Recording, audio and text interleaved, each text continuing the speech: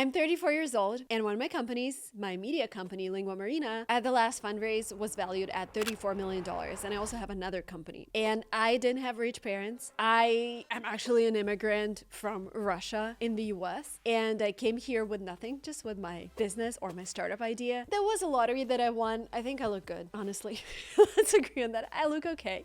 My parents always told me things that actually made me who I am. And I got a great education in mathematics. These are the lotteries I won, I guess. But a lot of things that I've achieved is the result of my habits and the consistent actions I've taken day in and day out over the years to get where I am today. And again, this is not a brag. This is to show you that this path is real. And building a multi-million-dollar company is all about effort. It's all about believing in yourself, not thinking about what other people think of you, not relying on luck, but just being consistent in doing what you love. And in this video, I'll share the 6 habits that I think have been super crucial in helping me reach this point. I'll start with the one that's both the easiest and the hardest to master, but I can confidently say that without this habit, none of my success would have been possible. And that is believing that you can do something. There's this quote by Henry Ford that I absolutely love. Whether you think you can or you think you can't, you're right. Your mindset shapes your reality. When I was growing up, my mom was always telling me, you're the best, you're gonna do it, you're the smartest. And honestly, I questioned her so many times, like, Mom, you're saying this just because every mom would say this to her kid. And then I realized that's not the case. Not everybody tells this to their kids. And because she told me that, with all my actions, I was trying to live up to her expectations.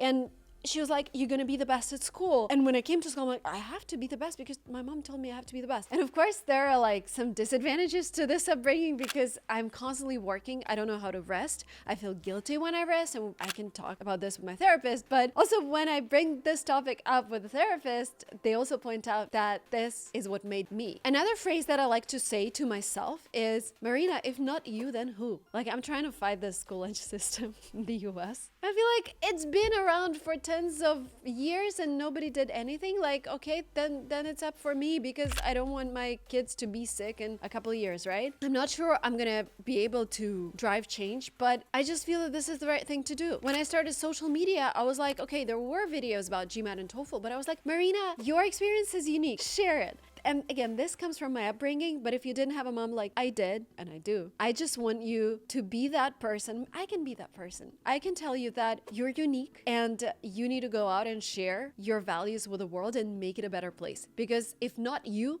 then who? Another thought that really helps me is understanding that successful people are as ordinary as I am. When I first came to Silicon Valley, I met this guy from Stanford, and I thought people who study at Stanford are aliens because they're super smart. That guy was smart, but he was normal.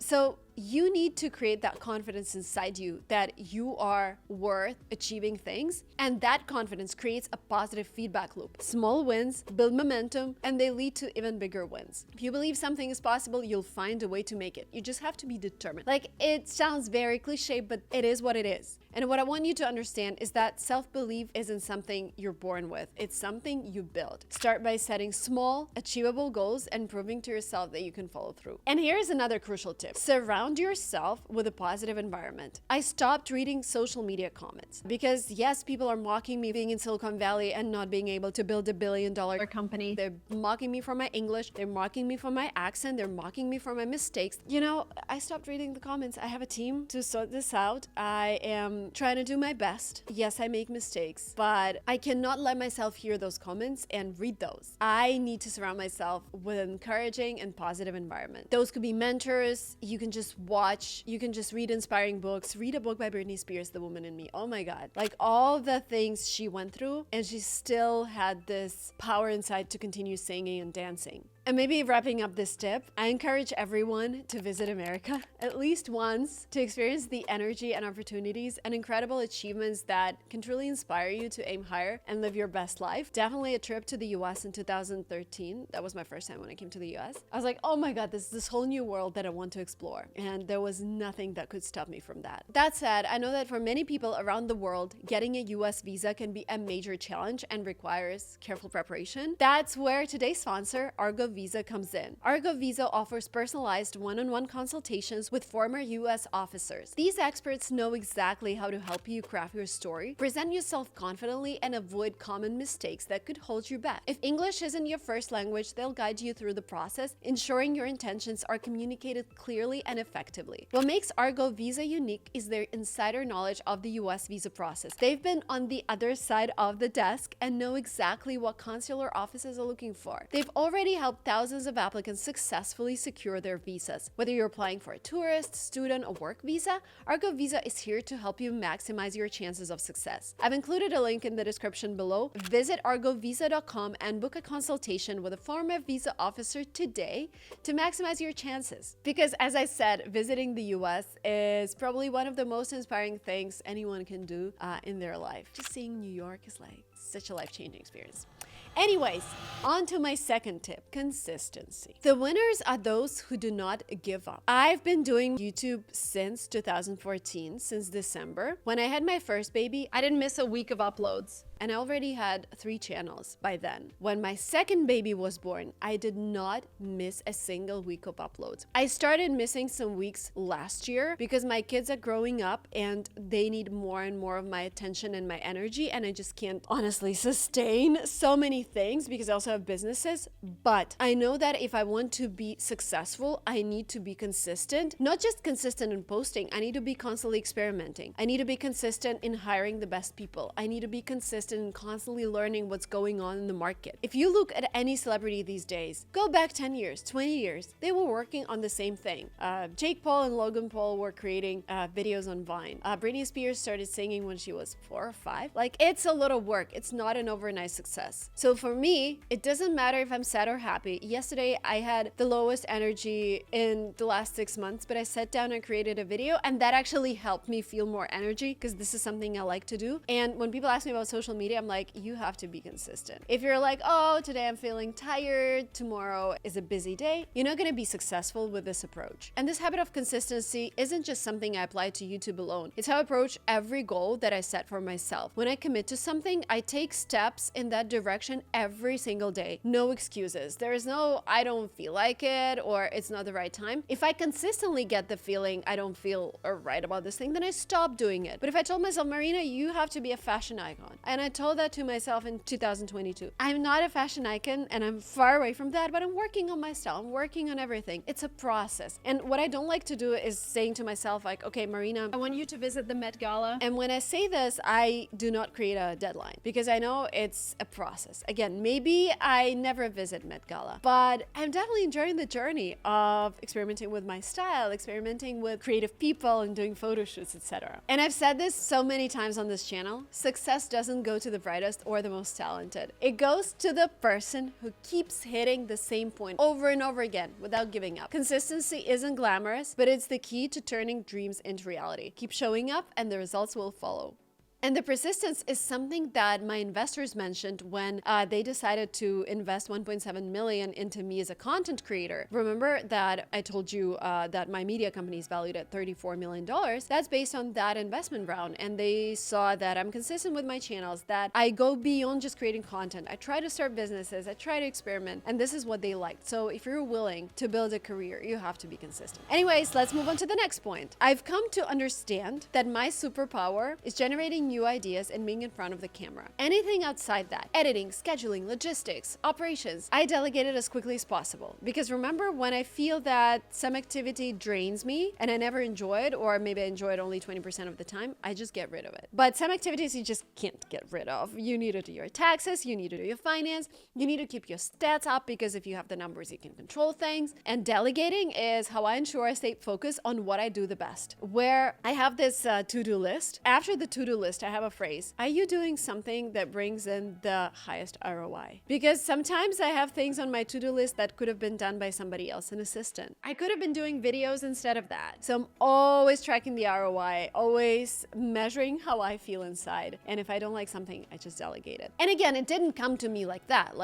There are so many things I did by myself for many, many years. But then when I started generating revenue, I started valuing my hour in a dollar amount, and that made it easier to delegate right? I know that as a creator, if I make this video, I'm gonna make X dollars, so I could pay somebody else to clean my apartment, do this, do that. Sometimes I enjoy those activities myself, and I do them. I mentioned earlier that my 3 YouTube channels consistently have videos coming out. Now here's the secret. Behind that consistency is a team of 50 amazing people who helped me grow my media company and help me thrive. You might think, of course, it's easy for you to stay consistent with a team like that, but there's the truth. I wouldn't have had this team or this level of success if I hadn't made the decision to delegate early on. And I started really small. I paid a school kid to edit my videos, and he charged me like $7 an hour. He was in Russia, so it was maybe even $3 to $4. I don't even remember, but it was really cheap. And for him, that was a lot of money. And we worked for several weeks, and then I switched to a more professional editor. So basically, the key takeaway from here, look for tasks that can be delegated or outsourced affordably. Maybe you outsource to AI, right? There are so many tools. And the goal is to free up your time for your superpowers. Okay, the next tip, counting money and regularly investing. A lot of people tell me like, Marina, you're too focused on money. That's the metric. That's the metric that I track. I track my happiness level and I track money, because money is also a signal of how my business is performing, how my content is performing. I know exactly how much money I have, how much I'm spending, and on what. I know what's the ROI on each product that I'm running. I know how much every video costs to make and how much it brings in revenue. And it's always been this way. And it's been this way for several years now, whether I was managing millions of dollars or a lot less several years ago. So count every dollar, start investing even if you don't have a lot of cash. It's all about, building the right platform. If you have $100 to invest today, start a Webull account, start a Coinbase account, and I'll give you the links below. These are some of the platforms that I'm using. Buy a little bit of crypto. Just build this habit. Regular investing transforms your income to a wealth building engine. I first invested in 2020, and this year I saw amazing returns. I was like, oh my God, this really pays off. It's not just about earning more, it's about making your money work harder than you do. While this isn't financial advice, here are a few things that I'm investing in. The easiest thing is invest in the S&P 500. Just buy it regularly, like once a month. A little bit of crypto, for me, it's like maybe less than 5% now. Buy some stocks of the companies that you believe in. I bought Google, well, because we're watching this on YouTube, right? I bought Nvidia because they are building something that's crucial for the new economy, for AI. They're building chips. I invested in Tesla. That wasn't the best decision back in, I think, 2021, but now it's actually generating profits. So really just be consistent. But also those individual investments, they're less than 10% of my portfolio. Most of I'm not a risky person, and I don't have time to just explore what's going on in the market. So S&P 500 is a regular investment, and some of the investments I'm just playing around with, companies or crypto. Apart from that, I have 2 spreadsheets that I update every month. One of the spreadsheets tracks all of my income and all of my expenses. And the second spreadsheet tracks my investments and savings, like what's going on, what's the value of them, etc. For me, it's a meditation, honestly. It's better than meditation, just doing numbers. Maybe because I come from a mathematical background, but I really, really like doing spreadsheets and seeing what's happening to my net worth, seeing what's happening to my income. It also gives me an idea of, maybe this product has to be eliminated. It's no longer generating joy and money. If you're looking for a very easy book to read on investing, I'd recommend Money by Tony Robbins. That was the first book I read on investing, and it changed my whole mindset. And it's a great place to start. Of course, it doesn't include all the information that you need, but just gives you this mindset of like, I need to take care of my finances in my retirement. And we did estate planning after that. I bought my life insurance, like all of those things. I figured them out while reading that book. The next tip is experimentation. Next year, I'm launching a food company, a snack company. Anytime I'm launching something, people be like, Marina, but you are an English teacher. Marina, but you're this. Marina, but you're that. What I've learned in the past 2 years, your past experience should not dictate your future endeavors. Yes, it's great to have experience. I know I'm not gonna give up on my social media. I love it. I honestly enjoy it. But just because a lot of people know me for teaching English, it doesn't mean I can't start a snack company. Yes, I don't understand a lot of things in producing snacks, but I have a great co-founder who's done it for years now. I understand marketing. I understand the problem that America faces with current state of the food industry and the rate of diseases and obesity in kids. So I know what I want to solve. And again, you have to be happy. We only have one life. And you have to really enjoy what you're doing, and you have to see the meaning. And if you've been teaching English for 10 years, it doesn't mean you have to teach it for 11 years. Maybe you still teach it, but you also find another teacher who can replace you on your channel. That's what I'm doing. We have a teacher who helps me with some videos, and she makes them for my channel so I can focus on other things instead. It's okay to experiment. do it. And even when it comes to a YouTube channel, I never make the same videos. I try to experiment. I try to come up with new ideas. I try to rebuild my studios. I try to experiment with my outfits just because it makes everything much more exciting. One of the things you could start if you're working a 9 to 5, try to start some kind of business. Try to build a side income. Try to do consulting, like whatever. Something exciting and challenging has to constantly be in your life. I started singing classes again. Oh my God, I'm so sweaty every time I sing. And I've been singing since I was 7. See how I'm like protecting myself? But because of the way like they taught me to sing, or because we never worked on the psychological side of it, I still have fear of the stage. And I sang on the stage maybe over 100 times, definitely. And we're still working on how to feel free with my voice, how to remove all the comments from my head about like my voice or my singing. So maybe someday I'll start singing on this channel, but not now. Not every experiment will succeed, and that's okay. The key is to learn from every attempt. Track what you did, what happened, what are the metrics, so you can improve next time. And also detach yourself from the outcome. Experimentation isn't about perfection, it's about learning. I always ask this question to founders that I interview on this channel, like, when do you give up on the idea? When do you stop trying? And the best entrepreneurs tell me that you stop trying when you build $1 billion company. And it's all about understanding that this is something you just have to do. There is no other way. Sometimes people ask me, like, do I have to start a business? I'm like, you only start a business if you know you can't live without it. So do things you know you can't live without. I know I can't live without singing. I know it's not a business, but I'm gonna do it. By the way, some of my experiments became my best ideas, like asking people how to pronounce brand names. That was a wild idea. Interviewing investors and entrepreneurs was just a wild idea, because entrepreneurs in Silicon Valley, like there aren't too many interviews with startup founders. What else was a wild idea? Moving to the US in general. Anyways, make it a habit. The most successful people experiment constantly, and it's not a one-time thing. It's a mindset. And the last but not the least, my favorite rule is the rule of 5 seconds. If you came up with an idea, do something within 5 seconds to make it work. Like, for example, what happened last year, I had this crazy idea, like I wanted to start a physical product. So my first action was to research what type of products creators are launching, how much they're making, like research at least. And then I kept researching, and my co-founder approached me. And because I've had this idea for a while and I was working on it, just perfect timing, and we clicked and we started doing the new company. But don't wait until you're ready, because a lot of people are like, oh, this is not the best time. Like, we're thinking about the 3rd kid. I don't know if this approach should be applied to expanding the family, but a lot of moms tell me, just do it, just go for it. A lot of moms have 4 kids. But basically, you don't need to have everything figured out to take first step. And failure is inevitable part of success. Even when it comes to fertility, we couldn't get pregnant for the first 4 years. But I knew I wanted a child, right? And we went through so much, but we finally got Emily. And it's the best miracle in life. Imagine if it was like, oh, maybe the universe is telling me I'm not supposed to be a mom. Come on. Like, if you know something inside that you have to be or have to do, you just keep doing it. So anyways, take risks, start acting fast, and believe in yourself. I wanted to wrap up this video with a phrase that I believe in you, and you're gonna make this world a better place. Subscribe to Silicon Valley Girl, and I'll see you soon. Bye.